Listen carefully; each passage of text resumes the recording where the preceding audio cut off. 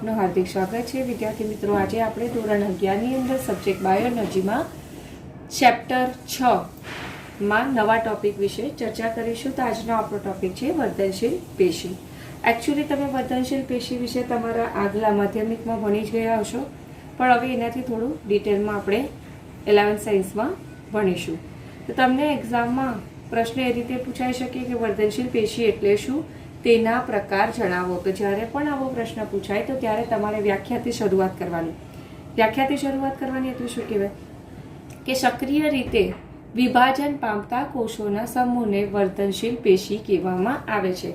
એટલે કે વનસ્પતિ છે તો વનસ્પતિમાં એવા કોષો આવેલા હોય છે કે જે કોષ વિભાજનની ક્ષમતા ધરાવે છે, જેના પરિણામે વનસ્પતિની લંબાઈ અને પહોળાઈમાં વધારો થાય છે, પુષ્પનું નિર્માણ થાય છે। તો એને એવા કોષોનો જે સમૂહ છે તેને શું કહેવાય? વર્ધનશીલ પેશી કહેવામાં આવે છે। તો એટલે તમે સમજી જ ગયા હશો કે કોષ વિભાજનની ક્ષમતા ધરાવતા જે કોષોનો સમૂહ વનસ્પતિમાં જોવા મળે તો એને વર્ધનશીલ પેશી કહેવામાં આવે છે, જેના પરિણામે શું થશે? વનસ્પતિની લંબાઈમાં વધારો થશે, વનસ્પતિની પહોળાઈમાં વધારો થશે, વનસ્પતિમાં પુષ્પનું નિર્માણ, પર્ણનું નિર્માણ, શાખાઓનું નિર્માણ માટે જો જવાબદાર પેશી હોય તો એ વર્ધનશીલ પેશી।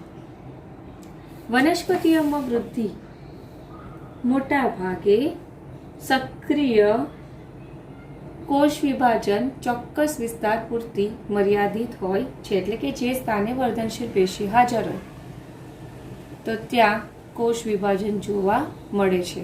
એટલે અહીંયા કેવું કીધેલું છે કે વનસ્પતિઓમાં વૃદ્ધિ મોટા ભાગે સક્રિય કોષ વિભાજન ચોક્કસ વિસ્તાર પૂરતી મર્યાદિત હોય છે। એટલે કે વનસ્પતિમાં જે વૃદ્ધિ થાય છે તે વૃદ્ધિ માટે જો જવાબદાર હોય તો વર્ધનશીલ પેશી। તો વર્ધનશીલ પેશી કેમ જવાબદાર છે? કારણ કે એમાં સક્રિય રીતે વિભાજન પામતા કોષોનો સમૂહ આવેલો હોય છે, એટલે કીધું, અને એ ચોક્કસ વિસ્તારમાં જ જોવા મળે છે। તો એ કોષોનો સમૂહ ચોક્કસ વિસ્તારમાં જોવા મળે છે એટલે કીધેલું છે કે સક્રિય કોષ વિભાજન ચોક્કસ વિસ્તાર પૂરતી મર્યાદિત જોવા મળે છે। હવે આપણે વર્ધનશીલ પેશીના પ્રકાર જોઈએ। તો વર્ધનશીલ પેશી છે કે જેને બે ભાગમાં વિભાજિત કરવામાં આવે છે, પ્રાથમિક વર્ધનશીલ પેશી અને દ્વિતીય વર્ધનશીલ પેશી। પ્રાથમિક વર્ધનશીલ પેશી છે એ પાછી બે ભાગમાં વિભાજિત થાય છે। પહેલું અગ્રીય વર્ધનશીલ પેશી અને બીજું આંતરવિષ્ટ વર્ધનશીલ પેશી। હવે આ દરેક વિશે આપણે ડિટેલમાં જોઈએ। તો શરૂઆત કરીએ પ્રાથમિક વર્ધનશીલ પેશીથી।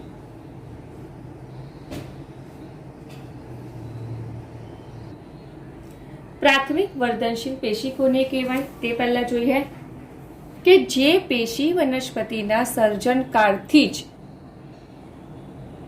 વર્ધનશીલ હોય તો એવી પેશીને પ્રાથમિક વર્ધનશીલ પેશી કહેવામાં આવે છે। એટલે કે આ બીજ છે, એ બીજને આપણે જ્યારે જમીનમાં વાવીએ છીએ તો બીજ પાણીનું શોષણ કરે અને પાણીનું શોષણ કરીને ચયાપચયિક રીતે સક્રિય થાય છે। ચયાપચયિક રીતે સક્રિય થયા બાદ એમાંથી મૂળ અને પ્રકાંડનું નિર્માણ થાય છે। તો આવી રીતે જ્યારે વનસ્પતિના નિર્માણની શરૂઆત થાય છે તો વનસ્પતિના નિર્માણની શરૂઆત થાય છે તો એને શું કહેવાય? સર્જન કાળ, કે વનસ્પતિના સર્જનની જ્યારે શરૂઆત થાય તો એ સમયગાળાને વનસ્પતિનો સર્જન કાળ કહેવામાં આવે છે। તો જ્યારે પણ વનસ્પતિ એટલે કે બીજ, તો બીજમાંથી જ્યારે પણ ફણગા ફૂટે છે તો એ ફણગા ફૂટવા માટે જો જવાબદાર પેશી હોય તો એ પ્રાથમિક વર્ધનશીલ પેશી। પ્રાથમિક એટલે શું કહેવાય કે શરૂઆતમાં વનસ્પતિનું જ્યારે સર્જન થવાની શરૂઆત થાય છે ત્યારે એમાં જે વર્ધનશીલ પેશી હાજર હોય તો એને પ્રાથમિક વર્ધનશીલ પેશી કહેવામાં આવે છે, કે જેનો વિકાસ થઈ પ્રાથમિક વનસ્પતિ દેહનું નિર્માણ શક્ય બને છે। જેનો એટલે શું કહેવાય કે પ્રાથમિક વર્ધનશીલ પેશીનો વિકાસ થઈ વનસ્પતિના દેહનું નિર્માણ થાય છે। પ્રાથમિક દેહનું નિર્માણ થાય એટલે શું કહેવાય કે વનસ્પતિમાં મૂળ અને પ્રકાંડનું નિર્માણ થાય છે। તો હવે આપણે પ્રાથમિક વર્ધનશીલ પેશીમાં સૌથી પહેલી વર્ધનશીલ પેશી જોઈએ, અગ્રીય વર્ધનશીલ પેશી. હવે આ જે અગ્રીય વર્ધનશીલ પેશી છે કે જેને અગ્રસ્ત વર્ધનશીલ પેશી પણ કહેવામાં આવે છે. અગ્રીય વર્ધનશીલ પેશી કે જેને આપણે અગ્રસ્ત વર્ધનશીલ પેશી પણ કહી શકાય. હવે આપણે જોઈએ કે આ એકચ્યુઅલી અગ્રીય વર્ધનશીલ પેશી કોને કહેવાય એની વ્યાખ્યા જોઈએ. તો પ્રરો અને મૂળના અગ્રસ્ત ભાગમાં આવેલી અને પ્રાથમિક પેશીનું નિર્માણ કરતી વર્ધનશીલ પેશીને અગ્રીય વર્ધનશીલ પેશી કહેવામાં આવે છે. હવે ધારો કે આ જમીન છે, જમીનની અંદર આ પ્રાથમિક મૂળનું નિર્માણ થયેલું છે અને જમીનની બહાર અહીંયા પ્રાથમિક પ્રકાંડનું નિર્માણ થયેલું છે. તો અહીંયા મૂળના અહીંયા અગ્રભાગે અને પ્રકાંડના અહીંયા અગ્રસ્ત ભાગમાં, અગ્રસ્ત ભાગ એટલે કે આગળના ભાગમાં, ટોચના ભાગમાં, બરાબર. તો પ્રકાંડના ટોચના ભાગમાં અને મૂળના ટોચના ભાગમાં આ અગ્રીય વર્ધનશીલ પેશી આવેલી છે. જો અહીંયા નામ પરથી તમને ખબર પડવી જોઈએ, અગ્રીય અગ્ર સ્થાને આવેલી હોય તો કોના અગ્ર સ્થાને? તો પ્રકાંડના અગ્ર સ્થાને અને મૂળના અગ્ર સ્થાને આવેલી પેશીને અગ્રીય વર્ધનશીલ પેશી કહેવામાં આવે છે કે જે પ્રાથમિક પેશીનું નિર્માણ કરે છે. એટલે કે આ જે અગ્રીય વર્ધનશીલ પેશી છે કે જે પ્રાથમિક પેશીનું નિર્માણ કરે છે, એટલે કે પ્રાથમિક વર્ધનશીલ પેશીનું નિર્માણ કરે છે. તો જો આ યાદ રાખવાનું કે વનસ્પતિના આવી રીતે અગ્રભાગે આવેલી હોય એટલે પછી મૂળ હોય કે પ્રકાંડ હોય તો એના ટોચના ભાગે આવેલી પેશી હોય તો એને અગ્રીય વર્ધનશીલ પેશી કહેવામાં આવે. હવે આ અગ્રીય વર્ધનશીલ પેશી વિભાજન પામીને કોષોનો સમૂહ બનાવશે અને એ જે કોષોનો સમૂહ બનાવે તેને શું કહેવાય? પ્રાથમિક પેશી કહેવામાં આવે છે. હવે અગ્રીય વર્ધનશીલ પેશીનું સ્થાન તમને કહી દીધું. સ્થાન ક્યાં આવેલું હોય? તો પ્રકાંડના ટોચના ભાગે એટલે કે પ્રકાંડના અગ્રસ્ત ભાગમાં અને મૂળના અગ્રસ્ત ભાગમાં આવેલું હોય છે. તો પ્રકાંડના અગ્રસ્ત ભાગમાં આવે તો આ અગ્રસ્ત ભાગને શું કહેવાય? પ્રરોહાગ્ર કહેવામાં આવે છે. હવે આની સંધિ છૂટી પાડીએ તો શું થશે? પ્રરો પ્લસ અગ્ર તો શું થાય? પ્રરોના અગ્રભાગે જે વર્ધનશીલ પેશી આવેલી હોય તો તેને અગ્રસ્ત વર્ધનશીલ પેશી કહેવાય. એવી રીતે સેમ કે મૂળના અગ્રભાગે મૂલાગ્ર એટલે કે મૂળ પ્લસ અગ્ર, તો મૂળના અહીંયા ટોચના ભાગે આવેલી જે પેશી હોય તો એને અગ્રીય વર્ધનશીલ પેશી કહેવાય છે. જ્યારે આપણે મૂળના પ્રદેશો ભણેલા હતા ત્યારે એમાં આ વર્ધનશીલ પ્રદેશ આવેલું હતું કે જે વર્ધનશીલ પેશી ધરાવે છે. તો આ એનું સ્થાન થયું. હવે તમને જો વિદ્યાર્થી મિત્રો કન્ફ્યુઝન નહીં થતા, મૂળ જમીનની અંદર વૃદ્ધિ પામે છે, એની વૃદ્ધિ આ દિશામાં થાય છે. તો એની વૃદ્ધિ આ દિશામાં થાય છે, પરિણામે અહીંયા વર્ધનશીલ પેશીના કોષો આવેલા હોય છે, બરાબર. મૂળ જમીનની અંદરની દિશામાં વૃદ્ધિ પામે, પરિણામે અહીંયા અગ્રસ્ત વર્ધનશીલ પેશી આવેલી હોય છે. હવે આપણે એના કાર્યની વાત કરીએ તો વનસ્પતિની લંબ અક્ષની વૃદ્ધિના પરિણામે વનસ્પતિની ઊંચાઈમાં વધારો થાય છે. એક સરળ ભાષામાં કહું ને તો વનસ્પતિની પ્રકાંડ અને મૂળની લંબાઈમાં વધારો આ અગ્રસ્ત વર્ધનશીલ પેશીના કારણે થાય છે. તો એના લીધે કેમ થાય તો તમને કહું કે હવે ધારો કે મૂળ છે, પહેલાં મૂળ આટલું જ હોય છે, તો હવે શું થશે કે એના આ ભાગમાં વર્ધનશીલ પેશી આવેલી છે તો એ કોષો વિભાજન પામવાની ક્ષમતા ધરાવે છે. તો એ કોષો એકમાંથી બે, બેમાંથી ચાર એવી રીતે સતત કોષ વિભાજન થયા કરે છે. તેની પરિણામે શું થાય? એની લંબાઈમાં વધારો થાય છે. જો આવી રીતે નવા કોષોનો ઉમેરો કર્યા કરે અને નવા કોષોનો ઉમેરો થયા કરે, પરિણામે મૂળની લંબાઈમાં વધારો થાય અથવા તો મૂળની ઊંચાઈમાં વધારો થાય. એવી રીતે સેમ જમીનની ઉપર પ્રકાંડ આવેલું હોય છે તો અહીંયા અગ્રભાગે વર્ધનશીલ પેશી છે કે જે સતત કોષ વિભાજન કરે કે જેના પરિણામે પ્રકાંડની લંબાઈમાં એટલે કે ઊંચાઈમાં વધારો થાય છે. ત્યારબાદ જોઈએ કક્ષક કલિકા. કક્ષક કલિકા એટલે કે કક્ષીય કલિકા. હવે આ કક્ષક કલિકાની જગ્યાએ તમે કક્ષીય કલિકા પણ લખી શકો. કક્ષીય કલિકા એટલે શું કહેવાય કે આ જે ધારો કે આ પ્રકાંડ છે, આ પર્ણ છે, તો અહીંયા આ જે પર્ણની કક્ષમાંથી કલીનું નિર્માણ થાય તો એને કક્ષીય કલિકા કહેવામાં આવે છે. આ પર્ણનો શું કહેવાય તો આને પર્ણનો કક્ષ કહેવામાં આવે. તો આ પર્ણના આ કક્ષ ભાગમાંથી કળીનું નિર્માણ થાય, પુષ્પનું નિર્માણ થાય તો એને શું કહેવાય કક્ષીય કલિકા અથવા તો કક્ષક કલિકા કહેવામાં આવે છે કે પર્ણના આ કક્ષ વિસ્તારમાંથી પુષ્પનું નિર્માણ થાય છે. એવી રીતે અગ્રીય વર્ધનશીલ પેશી જે છે તે પર્ણના નિર્માણ માટે પણ જવાબદાર છે અને પ્રકાંડની શાખાના નિર્માણ માટે પણ જવાબદાર છે. તો આવી રીતે અગ્રીય વર્ધનશીલ પેશી જે છે તે મૂળ અને પ્રકાંડની લંબાઈમાં વધારો કરે છે, કક્ષ કલિકાના નિર્માણમાં મદદ કરે છે, તેમજ પર્ણના નિર્માણમાં અને પ્રકાંડની આવી રીતે એક શાખાઓના નિર્માણમાં ભાગ લે છે. ચાલો ત્યારે વિદ્યાર્થી મિત્રો હવે જોઈએ પ્રાથમિક વર્ધનશીલ પેશીની બીજો પ્રકાર કે જેનું નામ છે આંતરવિષ્ટ વર્ધનશીલ પેશી.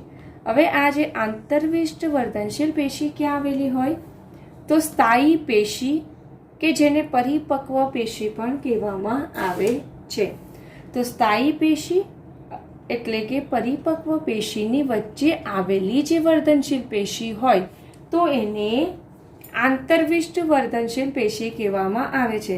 તો સ્થાયી પેશી એટલે કેવી પેશી? સ્થાયી પેશી એટલે કે જેમ કે મૃદુતક પેશી, દ્રઢોતક પેશી, જલવાહક પેશી, અન્નવાહક પેશી કે જેને સ્થાયી પેશી અથવા તો એને પરિપક્વ પેશી પણ કહેવામાં આવે છે. તો એની વચ્ચે વચ્ચે આ આંતરવિષ્ટ વર્ધનશીલ પેશીઓ ગોઠવાયેલી હોય છે. એટલે કે ધારો કે જો આ જલવાહક પેશી છે અને આ અન્નવાહક પેશી છે, તે બંને સ્થાયી પેશી છે, એક ફિક્સ થઈ ગયેલી પેશી છે. તો એની વચ્ચે આવી રીતે જે પેશી ગોઠવાયેલી હોય છે તો એ પેશીને આંતરવિષ્ટ વર્ધનશીલ પેશી કહેવામાં આવે છે. તો હવે એનું સ્થાન કયું? તો સ્થાયી પેશીની વચ્ચે. ત્યારબાદ એનું કાર્ય શું છે? હવે આ સ્થાયી પેશીની વચ્ચે વચ્ચે કેમ ગોઠવાયેલા હોય છે? તો એ સ્થાયી પેશીની વચ્ચે એટલે ગોઠવાયેલા હોય છે કે જ્યારે પણ તૃણાહારી પ્રાણી વનસ્પતિનો કોઈ ભાગ ખાઈ લે છે તો એ જે ખવાઈ ગયેલો ભાગ છે ને તો એ ખવાઈ ગયેલા ભાગના સ્થાને નવા ભાગનું નિર્માણ કરે છે. ધારો કે આ વનસ્પતિની શાખા છે તો તૃણાહારી પ્રાણીએ આ બંને શાખાને ખાઈ લીધી. તો હવે એવું તો થતું નથી કે એક જ શાખા રહી જાય. તો હવે શું કરે કે આ આંતરવિષ્ટ વર્ધનશીલ પેશીની હાજરીના કારણે આ જે ખૂટતા ભાગો છે તૃણાહારી પ્રાણી દ્વારા આ જે ખવાઈ ગયેલા ભાગો છે તો એ ભાગોની જગ્યાએ પાછા નવા ભાગોનું નિર્માણ થાય છે. એટલે કીધેલું છે કે તૃણાહારી દ્વારા ખવાઈને દૂર થયેલા વનસ્પતિના ભાગોની જગ્યાએ ખૂટતા ભાગોનું નિર્માણ થાય છે. એટલે કે આ જે ભાગ તૃણાહારી પ્રાણી દ્વારા ખવાઈ ગયેલો છે તો એ ખવાઈ ગયેલા સ્થાને પાછા નવા ભાગનું નિર્માણ થાય છે. તો એની માટે જવાબદાર પેશી હોય તો એ આંતરવિષ્ટ વર્ધનશીલ પેશી. હવે આપણે જોઈએ આગળ કે અગ્રીય વર્ધનશીલ પેશી અને આંતરવિષ્ટ વર્ધનશીલ પેશી. તો આ જે બંને પેશીઓ છે તે વનસ્પતિ જીવનની શરૂઆતમાં દેખાય છે. તો તમને અહીંયાથી એક પ્રશ્ન એવો બી પૂછાય કે વનસ્પતિના જીવનની શરૂઆતમાં કઈ પેશીઓ જોવા મળે છે? તો વનસ્પતિના જીવનની શરૂઆતમાં અગ્રીય વર્ધનશીલ પેશી અને આંતરવિષ્ટ વર્ધનશીલ પેશી જોવા મળે છે. પરિણામે આ જે બંને પેશી જીવનની શરૂઆતમાં જોવા મળે છે અને એ વનસ્પતિના પ્રાથમિક દેહની નિર્માણ કરે છે. પ્રાથમિક દેહ એટલે કે મૂળ અને પ્રકાંડ, એને શું કહેવાય? તો એના પ્રાથમિક દેહ કહેવામાં આવે છે. તો એવી રીતે આ બંને પેશી વનસ્પતિના પ્રાથમિક દેહના નિર્માણમાં ભાગ ભજવે છે. તેથી તેને પ્રાથમિક વર્ધનશીલ પેશી કહેવામાં આવે છે. તો અહીંયા વિદ્યાર્થી મિત્રો પ્રાથમિક વર્ધનશીલ પેશી પૂરી થાય છે. હવે આપણે જોઈએ દ્વિતીય વર્ધનશીલ પેશી. દ્વિતીય હંમેશા યાદ રાખજો કે દ્વિતીય શબ્દ આવે ને તો એ દ્વિતીય વર્ધનશીલ પેશીનું નિર્માણ હંમેશા પ્રાથમિક વર્ધનશીલ પેશી પછી જ થાય છે. એટલે બીજા નંબરની પેશી જે પહેલા નિર્માણ પામે તો એને પ્રાથમિક કહેવાય, અને જે પછી એના જીવનના પછીના સ્ટેજમાં નિર્માણ પામે તો એને દ્વિતીય વર્ધનશીલ પેશી કહેવામાં આવે છે. તો હવે આ દ્વિતીય વર્ધનશીલ પેશી ક્યાં જોવા મળે? તો વનસ્પતિઓના મૂળ અને પ્રકાંડના જે પરિપક્વ ભાગો છે તો એ પરિપક્વ ભાગોમાં આવેલી હોય છે. તો અહીંયા ખાસ ધ્યાન રાખવાનું, ક્યાં જોવા મળે? તો મૂળ અને પ્રકાંડના પરિપક્વ ભાગોમાં જોવા મળે છે. તેના પરિપક્વ ભાગોમાં જે વિશિષ્ટ કોષોનો સમૂહ આવેલો હોય તો એને દ્વિતીય વર્ધનશીલ પેશી કહેવામાં આવે છે. હવે આ જે દ્વિતીય વર્ધનશીલ પેશી છે તે વનસ્પતિના કાષ્ટીય અક્ષ ઉત્પન્ન કરે છે. એટલે કે જે શરૂઆતમાં કુમળું પ્રકાંડ હોય તે કુમળા પ્રકાંડને એક લાકડા જેવું મજબૂત બનાવે છે. બરાબર? કાષ્ટીયનો અર્થ શું થાય? વુડી એટલે કે લાકડા જેવું. તો એવી રીતે લાકડા જેવું એક અક્ષ ઉત્પન્ન કરે છે. કારણ કે પ્રાથમિક સ્ટેજમાં તમે કોઈ પણ પ્રકારને જો એ કેવું હોય છે? થોડું નબળું હોય છે, નાજુક હોય છે. પછી આ દ્વિતીય વર્ધનશીલ પેશીના લીધે કેવું થઈ જાય છે? તો એ મજબૂત થઈ જાય છે. એટલે કીધેલું છે કે ચોક્કસ રીતે કાષ્ટીય અક્ષ ઉત્પન્ન કરે છે. બીજી વસ્તુ કે પ્રાથમિક વર્ધનશીલ પેશીના નિર્માણ પછી દેખાય છે. હવે આ તમને કહી દીધું કે પ્રાથમિક વર્ધનશીલ પેશીના પછી દેખાય તો એને દ્વિતીય અથવા તો પાર્શ્વીય વર્ધનશીલ પેશી કહેવામાં આવે છે. હવે આ જે પેશી છે તે નળાકાર આકારની હોય એટલે એને નળાકાર વર્ધનશીલ પેશી કહેવામાં આવે છે. તો એના એક્ઝામ્પલ તમને આપેલા છે. તો દ્વિતીય વર્ધનશીલ પેશીના એક્ઝામ્પલ છે પુલીયવાહી એધા, આંતરપુલીયવાહી એધા અને ત્વક્ષેધા. બરાબર? તો આ દ્વિતીય વર્ધનશીલ પેશીના એક્ઝામ્પલ છે. તો આ દરેક વિશે આપણે આ ચેપ્ટરમાં ભણવાના જ છીએ. એટલે હમણાં તમને ડિટેલમાં કહેતી નથી, નહીં તો તમને સમજ જ નહીં પડશે. પહેલાં તમારે આ બધા વર્ડ સમજવા હોય તે પહેલાં તમારે બધી પેશી અને બધું સમજી લેવું પડશે. તો પછી તમને પાછળથી આ પુલીયવાહી એધા, આંતરપુલીય એધા અને ત્વક્ષેધા એ આવે છે ત્યારે તમને સમજાવીશ. તો દ્વિતીય વૃદ્ધિ દ્વારા વનસ્પતિની જાડાઈમાં વધારો થાય છે. જાડાઈમાં વધારો થાય એટલે પ્રકાંડ કેવું દેખાશે? તો લાકડા જેવું દેખાય. એટલે આપણે કીધું કાષ્ટીય અક્ષ ઉત્પન્ન કરે છે. ફરી પાછું એકવાર કહી જાઉં છું, પ્રાથમિક વર્ધનશીલ પેશી, બરાબર, કે જેમાં બે પેશીનો સમાવેશ થાય, એક તો અગ્રીય અને એક આંતરવિષ. અગ્રીય વર્ધનશીલ પેશી ક્યાં આવે? તો મૂળ અને પ્રકાંડના અગ્રસ્થાને આવેલી હોય કે જે લંબાઈમાં વધારો કરે છે. ત્યારબાદ આંતરવિષ વર્ધનશીલ પેશીનું કામ શું છે? કે એ બે સ્થાયી પેશીની વચ્ચે આવેલો હોય કે ધારો કે કોઈ પ્રાણી વનસ્પતિને ખાઈ જાય છે તો એ ક્યાં તો ઇવન આપણે પણ કોઈ ફૂલ તોડી નાખીએ છીએ, પ્રકાંડ તોડી નાખીએ તો એ તોડેલા સ્થાને પાછા નવા પ્રકાંડનું નિર્માણ થાય છે. તો એની માટે જો જવાબદાર પેશી હોય તો એ આંતરવિષ્ટ વર્ધનશીલ પેશી. તમે જોયું હશે કે ગાર્ડનમાં જે માળી હોય તે શું કરે છે? વનસ્પતિની શાખાઓને કાપીને શેપ આપે છે. તો એવું નથી થતું કે તે શાખાનું નિર્માણ થતું બંધ થઈ જાય છે. પાછું જે કાપેલો ભાગ છે તે ફરી પાછો બને છે. તો એની માટે જવાબદાર પેશી હોય તો કઈ? તો આંતરવિષ્ટ વર્ધનશીલ પેશી. તો હવે દ્વિતીય વર્ધનશીલ પેશી, બરાબર, કે જે મૂળ ને પ્રકાંડના પરિપક્વ ભાગમાં આવેલી હોય છે અને એ વનસ્પતિ છે તો વનસ્પતિની જાડાઈમાં વધારો કરે છે. તો વિદ્યાર્થી મિત્રો, તમારી જે ચોપડી છે કે તેમાં અગ્રીય વર્ધનશીલ પેશીની રચના આપેલી છે, એટલે કે અગ્રીય વર્ધનશીલ પેશી ક્યાં જોવા મળે છે તે તમને આકૃતિ દ્વારા સમજાવેલું છે. તો મૂળ અને પ્રકાંડ બંનેમાં અગ્રીય વર્ધનશીલ પેશી જોવા મળે છે, એ આપણે જોઈ ગયા. હવે આપણે આકૃતિ સમજીએ. તો મૂળ કે જેમાં આ ટોચનો ભાગ આવેલો હોય, તો આ જે ટોચનો ભાગ આવેલો હોય કે જેને મૂળ ટોપ કહેવામાં આવે છે. તો હવે આ જે મૂળ ટોપ છે તેના નિર્માણની શરૂઆત ક્યાંથી થશે? તો અહીંયાથી. અહીંયા જે કોષો આવેલા હોય તે શું કરે છે? મૂળ ટોપના નિર્માણની શરૂઆત કરે છે. હવે આપણે જોઈએ કે મૂળમાં આ અગ્રીય વર્ધનશીલ પેશી ક્યાં આવેલી હોય? તો અહીંયા. આ જો અહીંયા દર્શાવેલી છે કે મૂળ છે તેમાં આ જગ્યા પર અગ્રીય વર્ધનશીલ પેશી આવેલી હોય છે. હવે આ જે અગ્રીય વર્ધનશીલ પેશી આવેલી હોય તે શું કરે છે? મૂળની લંબાઈમાં વધારો કરે છે, બરાબર. ત્યારબાદ આપણે મૂળની રચનામાં જોઈએ તો અહીંયા આ જે ભાગ જોવા મળે છે તેને શું કહેવાય છે? તો કેન્દ્રસ્થ નળાકાર કહેવામાં આવે છે. ત્યારબાદ અહીંયા જે રચના જોવા મળે એને બાહ્યક કહેવામાં આવે છે, અને અહીંયા આ જે રચના જોવા મળે તેને આદિ સ્તર કહેવામાં આવે છે.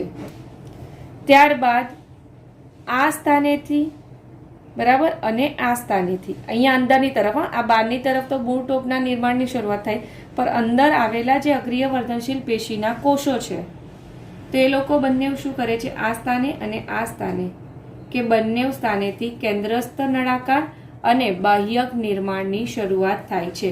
તો શું થશે કે આ અગ્રીય વર્ધનશીલ પેશીના કોષો વિભાજનની શરૂઆત કરે છે, તો જેમ જેમ એ આગળ વધે તેમ તેમ એ બાહ્યકનું નિર્માણ કરશે અને આ કેન્દ્રસ્થ નળાકારનું નિર્માણ કરે છે. તો આ થઈ તમારી અગ્રીય વર્ધનશીલ પેશીની રચના મૂળમાં જોવા મળે તે, બરાબર. તમારે યાદ શું રાખવાનું છે? આકૃતિમાં કન્ફ્યુઝ નહીં થતા, ફક્ત નામ નિર્દેશન યાદ રાખવાનું છે.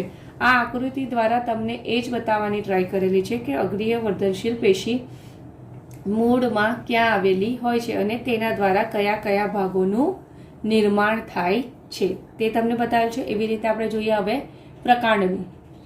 તો પ્રકાંડમાં એમ ઊભો છેદ લઈને તમને બતાવેલું છે.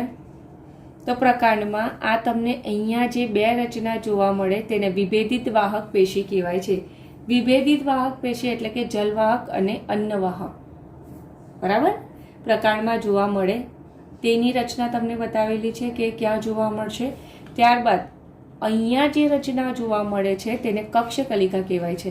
કક્ષકલિકા એટલે કે અહીંયાથી પ્રકાંડના આ સ્થાનેથી કલિકાનું નિર્માણ થાય છે અને ત્યાં પુષ્પ બનશે. હવે અહીંયા વચ્ચે આ જે રચના જોવા મળે છે કે જ્યાં પ્રકાંડમાં અગ્રીય વર્ધનશીલ પેશી આવેલી હોય છે, તો અહીંયા જે કોષોનો સમૂહ છે તે કોષોના સમૂહને શું કહેવાય? તો પ્રરો અગ્રીય વર્ધનશીલ પ્રદેશ કહેવામાં આવે છે, કે જે વિભાજન દ્વારા અહીંયા એનું અંકુરણ ફૂટે છે. હવે પ્રરોનું અંકુરણ જે ફૂટે તો એને શું કહેવાય? પ્રાંકુર કહેવામાં આવે છે. અંકુરણ એટલે કે પ્રકાંડની પ્રરોની લંબાઈમાં જે વધારો થાય તો એને શું કહેવાય? તો એને પ્રાંકુર કહેવામાં આવે છે. તો વિદ્યાર્થી મિત્રો, તમારે એક્ઝામમાં આ આકૃતિ દોરવાની નથી. તમારે ફક્ત 1 માર્ક્સના ક્વેશ્ચન માટે કયા વિસ્તારનું નામ શું છે તે ફક્ત ધ્યાનમાં રાખવાનું.